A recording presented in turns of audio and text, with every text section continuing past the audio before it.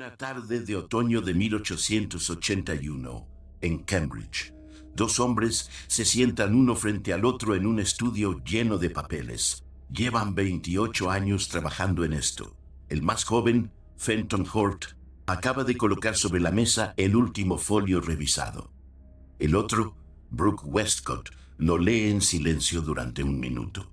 Luego levanta la vista. Frente a ellos, organizado en columnas paralelas, está la evidencia acumulada de 2 décadas de trabajo sobre los manuscritos griegos más antiguos del Nuevo Testamento que la humanidad ha podido recuperar. Y esa evidencia apunta a algo que ninguno de los dos dice en voz alta en ese momento: que 7 de los versículos más leídos del mundo, 7 textos que millones de personas recitan cada domingo, convencidos de que son la palabra de Dios desde el principio, no estaban en los manuscritos originales. Alguien los agregó después. Westcott y Hort sellan el trabajo, lo publican, lo dedican a la verdad. Lo que no pudieron controlar fue lo que pasó después: que la iglesia que sabía la verdad siguiera leyendo los versículos desde el púlpito. Cada domingo, durante 144 años más, hasta hoy. Me llamo Rodrigo. Trabajé 20 años en una biblioteca de la Universidad del Valle de Atemajac, cuidando libros que los alumnos no podían consultar sin autorización del rectorado. Un día me pregunté por qué no podía leerlos yo. Ese día empezó todo. Y lo que te voy a contar esta noche empezó en una librería de segunda mano en la calle Libertad, aquí en Guadalajara. Hace unos años, un colega mío, un teólogo jesuita que había estudiado en Roma, me pidió que lo acompañara al mercado de libros viejos de San Juan de Dios. Él buscaba algo específico, y al cabo de un rato, entre los puestos de la planta baja, sacó de una pila de libros un volumen de cubierta verde deteriorada con el lomo parcialmente despegado. The New Testament in the Original Greek. Westcott y Hort, 1881. Me lo puso en las manos y me dijo: ábrelo en el apéndice. Lo abrí. El apéndice listaba, con una precisión que no había visto antes en un libro de ese tamaño, los pasajes del Nuevo Testamento que los manuscritos más antiguos no contenían. Pasaje por pasaje, manuscrito por manuscrito, la evidencia de cada ausencia. 7 nombres, 7 textos que yo había escuchado toda la vida. Le pregunté a mi colega: ¿y esto lo sabe la iglesia? Me miró con una sonrisa tranquila, sin ironía. Rodrigo, me dijo, esto lo saben todos los estudiantes de teología en el primer año de Escritura Sagrada. Los traductores modernos lo ponen en notas al pie. Los biblistas lo enseñan en las facultades. Hice la pregunta que no podía no hacer: ¿y por qué nadie lo dice en misa? Él no respondió de inmediato. Guardó el libro debajo del brazo, pagó, y mientras caminábamos hacia la salida, me dijo algo que no he olvidado: porque hay una diferencia entre lo que la iglesia sabe y lo que la iglesia enseña. Y esa diferencia tiene nombre. Se llama pastoral. Tardé meses en entender del todo lo que me estaba diciendo. Esta noche te lo voy a explicar con los 7 versículos. 1 en mí. Antes de los nombres, necesito que entiendas qué significa que un versículo sea textualmente espurio. No significa que sea falso en contenido, no es un juicio teológico, es un dato histórico. Significa que cuando los especialistas comparan los manuscritos griegos más antiguos del Nuevo Testamento que la humanidad conserva, ese versículo no aparece en los más antiguos. Aparece en copias posteriores, a veces cientos de años después. Y los patrones de cómo aparece, en qué manuscritos, en qué orden, con qué variaciones, indican que fue insertado en el texto por alguien que llegó después del original. No por maldad, en muchos casos, por piedad, porque el texto les parecía incompleto sin ese pasaje, porque la tradición oral o escrita que conocían incluía esa historia y querían preservarla. Pero el criterio académico es claro. Si los 2 o 3 manuscritos más antiguos no lo contienen y los patrones de aparición en manuscritos tardíos son inconsistentes, el versículo es una adición. Las Biblias modernas lo saben y lo anotan. Y mira que no estoy hablando de Biblias heterodoxas o de alguna editorial de teólogos raros. La NVI, la NRSV, la Biblia de la Sociedad Bíblica. Las mismas que están en cualquier parroquia. El problema es que esas notas al pie nunca llegan al púlpito. El primero, Marcos 16, versículos 9 al 20. Si alguna vez escuchaste en una iglesia pentecostal o carismática que los creyentes pueden tomar serpientes con las manos sin hacerse daño, o que si beben veneno no les pasa nada, eso viene de aquí. Marcos 16, 17, 18. Lo que esa iglesia no te dijo es que ese pasaje, los últimos 12 versículos del Evangelio de Marcos, no está en los manuscritos griegos más antiguos que tenemos. No está en el Códice Sinaítico, el manuscrito griego más antiguo completo del Nuevo Testamento, copiado en el siglo IV y descubierto en el monasterio de Santa Catalina en el Sinaí en el siglo XIX. El Evangelio de Marcos termina ahí en el versículo 8. La mujer que encuentra la tumba vacía huye y no le dice nada a nadie porque tiene miedo. Y el texto se corta. No está en el Códice Vaticano, el otro gran manuscrito del siglo IV, guardado en la Biblioteca Apostólica desde al menos 1481. También termina en el versículo 8. Y hay algo más. Eusebio de Cesarea, el primer historiador oficial del cristianismo, escribió en el siglo IV que los manuscritos griegos que él conocía terminaban en Marcos 16, 8. Jerónimo, el traductor de la Vulgata Latina, dijo lo mismo. Es decir, los 2 hombres del siglo IV que mejor conocían los textos disponibles ya sabían que ese final no estaba en los manuscritos originales. ¿Quién lo agregó? Alguien que encontró incómodo ese final abrupto, la mujer que huye, el silencio, la tumba vacía sin más, y lo completó con un resumen de las apariciones del Señor resucitado. Un final más satisfactorio narrativamente, pero no el original. Las serpientes, el veneno, las lenguas, todo eso fue escrito por alguien que llegó como mínimo un siglo después del Evangelio. Y cada domingo, en algún lugar del mundo, alguien predica sobre eso como si fuera la palabra de Dios desde el principio. El segundo, Juan 7:53 hasta 8:11.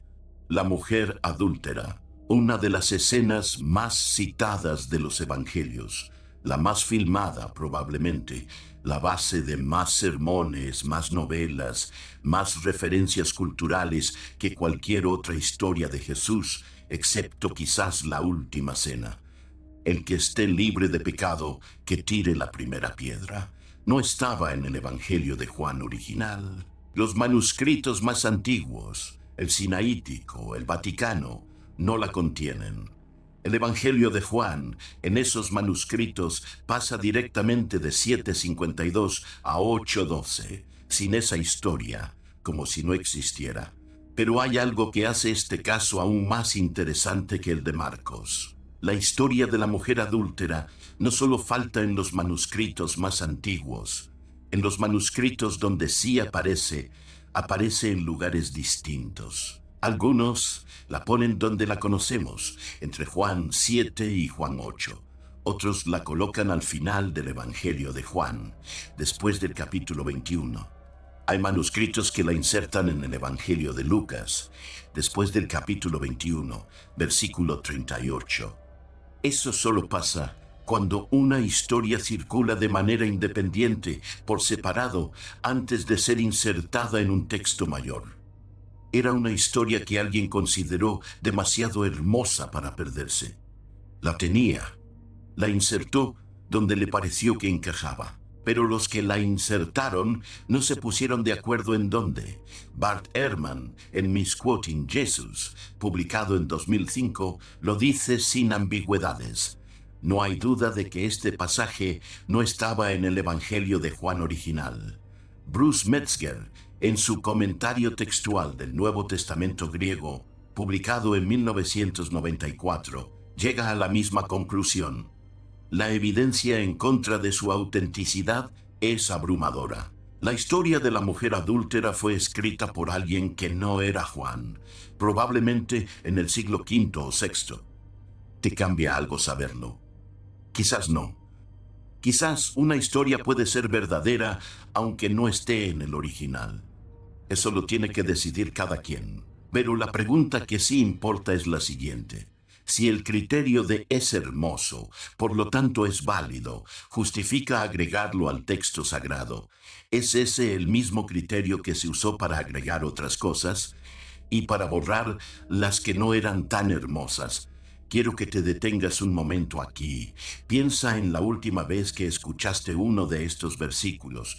Puede ser de este año, una misa, una homilía, una cita en una red social con versículo y todo, fondo de amanecer, letras doradas. Y tú lo recibiste como lo que te enseñaron que era, la palabra exacta de Dios, transcrita fiel, intacta desde el principio. Esa persona que te lo compartía no mentía, no sabía. La cadena de no saber es larguísima y honesta en casi todos sus eslabones. El problema está en los que sí saben y guardan silencio. El Códice Vaticano lleva en Roma desde 1481, 544 años. Sus custodios saben lo que contiene y lo que no contiene. Y cada domingo alguien lee en misa los versículos que el Vaticano más antiguo no tiene. El tercero, este es el que más tardé en poder procesar. Y mira que yo vengo de años leyendo crítica textual, pero este me paró en seco. Cuando lo vi por primera vez, tuve que leer el párrafo 3 veces. Primera carta de Juan, capítulo 5, versículo 7. Porque 3 son los que dan testimonio en el cielo: el Padre, el Verbo y el Espíritu Santo. Ese versículo tiene nombre académico, la Comma Johanneum, y es el único versículo en toda la Biblia que menciona explícitamente la Trinidad. El único texto que dice con esas palabras que el Padre, el Hijo y el Espíritu Santo son 3 que son uno. No está en ningún manuscrito griego anterior al siglo XIV. Ninguno. Hasta el siglo XIV, ese versículo no existe en griego. Aparece en latín tardío desde el siglo V. Aparece en algunos manuscritos latinos medievales. Pero en griego, el idioma en que fue escrito el Nuevo Testamento, antes del siglo XIV, no hay ningún manuscrito que lo contenga. Y aquí viene el caso Erasmo. Erasmo de Rotterdam. Era en el año 1516 el humanista más respetado de Europa. Había dedicado años a preparar la primera edición crítica del Nuevo Testamento griego impresa en Europa, lo que llamamos el Textus Receptus. Un trabajo filológico de primer orden. Erasmo omitió la Comma Johanneum en su primera edición de 1516, porque en los manuscritos griegos que él conocía, ese versículo no existía. La Iglesia lo presionó, le exigió que lo incluyera. Erasmo respondió con lo que cualquier filólogo honesto habría respondido. Si alguien me presenta un manuscrito griego que contenga ese versículo, lo incluyo. Y entonces apareció un manuscrito, el Codex Montfortianus, un manuscrito griego que de repente contenía la Comma Johanneum. Erasmo cumplió su palabra, lo incluyó en la tercera edición de 1522, pero también dejó escrito, en sus propias anotaciones, que el manuscrito le parecía sospechoso, que el pergamino era demasiado nuevo, que el texto había sido copiado específicamente para resolver esa controversia particular. Erasmo sospechó del fraude. Los especialistas modernos lo confirmaron. El Codex Montfortianus, hoy en el Trinity College de Dublín, fue copiado a principios del siglo XVI, probablemente en Inglaterra, específicamente para incluir los versículos que la Iglesia necesitaba que Erasmo aceptara. Un manuscrito fabricado para presionar a un humanista a incluir un versículo que no existía. El único versículo bíblico que menciona explícitamente la Trinidad. ¿Tú qué harías con eso si fueras obispo en 1522? Fíjate en esto. El problema no es que hayan cedido a la presión. El problema es que 500 años después nadie ha levantado la mano en misa para decirlo. En 1979, la Neo Vulgata Vaticana, la edición oficial moderna de la Biblia en latín, excluyó la coma Johanneum del texto principal. La pasó a nota al pie. El Vaticano lo sabe desde 1979. ¿Y en cuántas misas del mundo, este domingo, alguien va a leer ese versículo como si fuera la palabra de Dios desde el principio? El cuarto, Lucas 22, versículos 43 y 44. El sudor de sangre de Jesús en Getsemaní. Y se le apareció un ángel del cielo para fortalecerle, y estando en agonía, oraba más intensamente, y era su sudor como grandes gotas de sangre que caían hasta la tierra. Ausente de los dos grandes manuscritos del siglo IV. La mayoría de los críticos textuales modernos considera que fue agregado para responder a la herejía docetista, la corriente del siglo II, que enseñaba que Jesús no sufría realmente, que su cuerpo era una apariencia. Alguien insertó el sudor de sangre para subrayar con la mayor fuerza posible que Jesús era realmente humano, que realmente sufría. Una respuesta teológica urgente insertada en el texto sagrado. El versículo resolvía un debate del siglo II. El problema es que no estaba en Lucas. El quinto, Juan 5:4. El ángel que mueve el agua del estanque de Betesda. En el capítulo 5 del Evangelio de Juan, Jesús sana a un paralítico en ese estanque. El texto menciona que la gente esperaba junto al agua, y entonces aparece el versículo 4 para explicar por qué. Porque de vez en cuando bajaba un ángel y agitaba el agua, y el primero en meterse después de esa agitación quedaba sano de cualquier enfermedad que tuviera, ausente de los manuscritos más antiguos. Sin ese versículo, el texto de Juan habla de personas que esperan junto a un estanque sin que se explique por qué. La escena tiene un elemento misterioso sin explicación sobrenatural. Alguien lo encontró incompleto, agregó el ángel para explicar el mecanismo del milagro. El milagro fue añadido al texto por alguien que necesitaba la explicación. El sexto, Lucas 23:34. Padre, perdónalos porque no saben lo que hacen. Una de las frases más citadas de toda la historia del cristianismo. La base de sermones sobre la misericordia, el perdón, la magnanimidad de Jesús frente a sus verdugos, ausente de los manuscritos más antiguos. Algunos códices del siglo IV lo incluyen, otros no. Hermann señala algo que nadie menciona en los sermones. Esto de hecho es lo que más me costó procesar de los 6, porque implica que el texto más famoso sobre el perdón de Jesús pudo haber sido escrito precisamente por quienes no querían perdonar. La disputa textual sobre este versículo refleja las tensiones antisemitas del cristianismo primitivo. Los primeros copistas que elaboraban textos con narrativas marcadamente antijudías podían haberlo omitido deliberadamente, porque un Jesús que perdona a sus ejecutores no encajaba bien con la narrativa de culpa colectiva que ciertas comunidades querían construir. Y otros copistas, en reacción, lo agregaron precisamente para corregir esa omisión. El versículo puede haber entrado y salido del texto según quién lo copiaba y para qué comunidad. Lo que es claro, no estaba consistentemente en el texto original. Y ahora, imagina esto conmigo.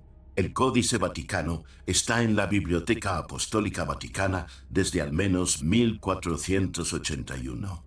544 años. Es un pergamino de velum finísimo, escrito en 3 columnas por página, con una caligrafía griega de una regularidad extraordinaria, uno de los objetos más cuidados de la historia de la humanidad. Ese códice termina en Marcos 16:8. No tiene el sudor de sangre de Jesús en Getsemaní, no tiene a la mujer adúltera, no tiene el ángel del estanque de Betesda, no tiene el versículo trinitario. 544 años guardado en Roma, y cada domingo, en cada misa del mundo, alguien lee esos versículos. Los custodios del manuscrito más antiguo de la Biblia han sabido durante más de 500 años lo que ese manuscrito contiene y lo que no contiene. Y cada domingo nadie lo dice desde el púlpito. ¿Alguna vez sentiste que algo no cuadraba? No sé si esto te ha pasado. Esa sensación de que hay algo en la liturgia que nunca termina de cerrar, que hay preguntas que nadie responde, aunque todos saben que están ahí.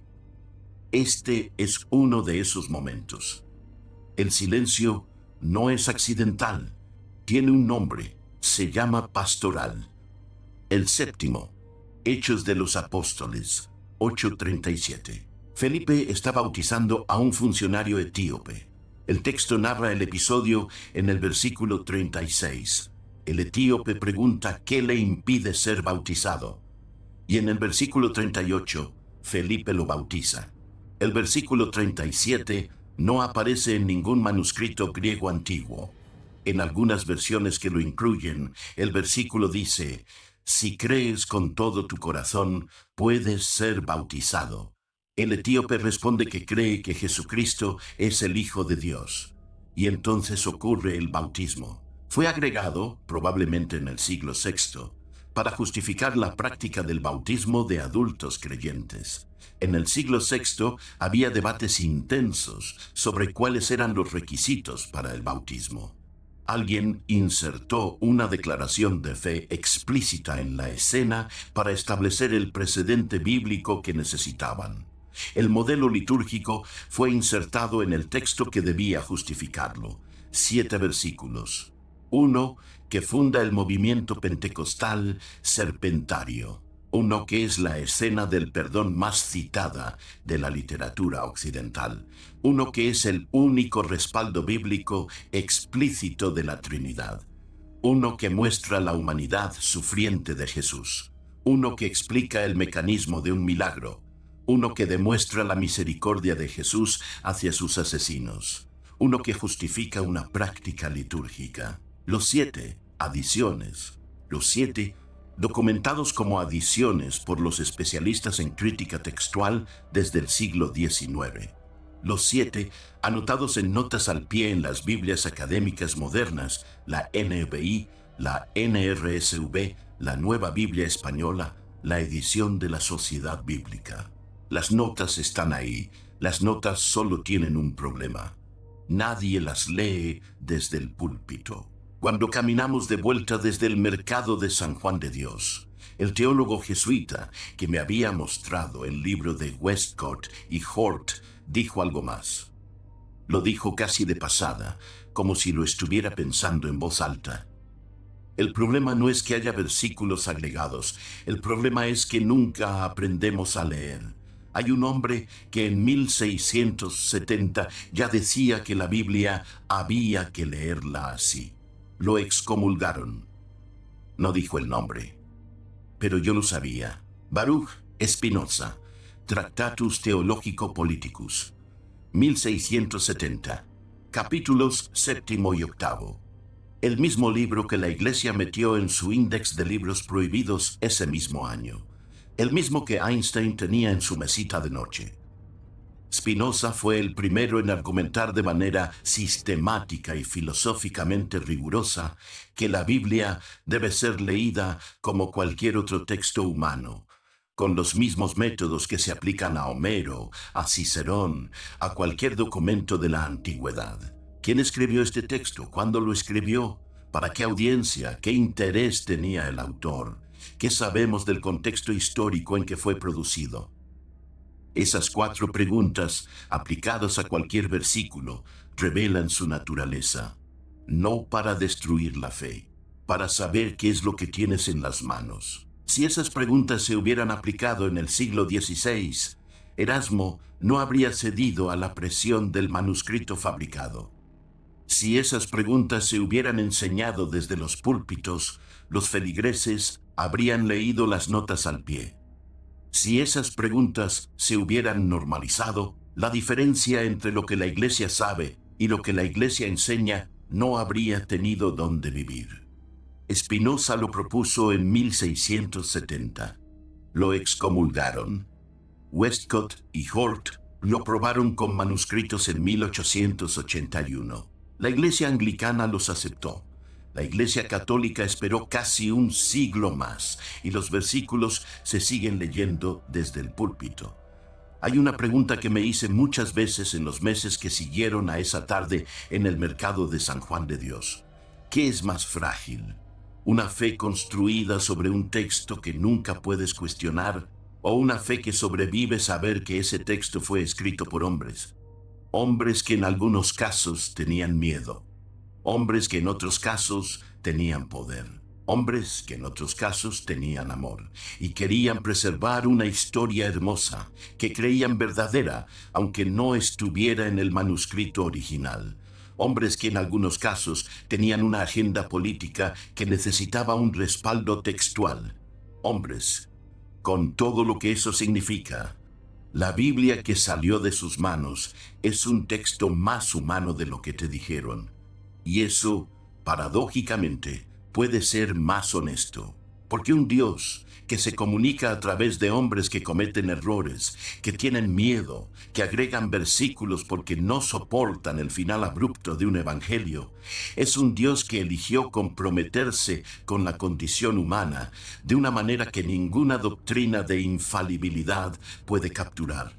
O puede ser simplemente que los hombres escribieron y que los textos que dejaron son más complicados y más ricos de lo que la institución que los custodia prefiere que sepas. Las 2 posibilidades son más interesantes que la certeza que te vendieron. ¿Cuál de las 2 te resulta más honesta? Eso, esta noche, solo lo sabes tú.